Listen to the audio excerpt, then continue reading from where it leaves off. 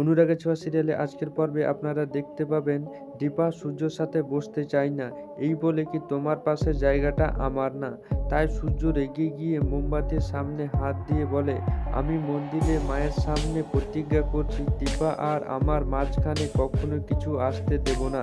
যদি আমি পুজোতে বসি দীপার সাথে বসবো, না হলে বসবো না। তারপর সূর্য ওখান থেকে চলে যায়। তখন সেনগুপ্ত বলে, সূর্য তুই বেরিয়ে চলে গেলি। তখন সোনারূপা বলে, তাহলে কি পুজো হবে না? তারপর সূর্য দীপার ফটো নিয়ে আসে। তখন সেনগুপ্ত জিজ্ঞাসা করে, তুই কি করতে চাইছিস? তখন সূর্য বলে, যদি পুজোয় বসি তাহলে দীপার সাথেই বসবো, না হলে বসবো না। তারপর দীপা বলে, ডাক্তারবাবুকে প্লিজ আপনি এই পাগলামি ছাড়ুন, আপনার পাশের জায়গাটা আমার নয়।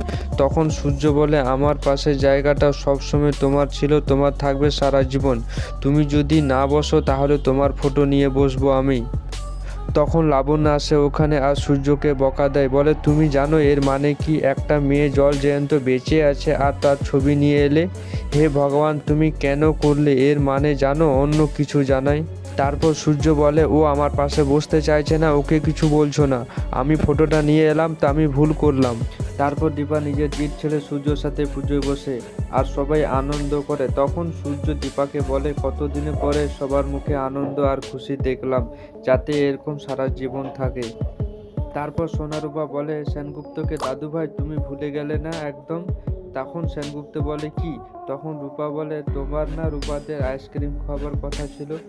তখন সেনগুপ্ত বলে, সত্যি তো, আমি ভুলে গিয়েছি, চলো চলো আইসক্রিম খেতে হবে।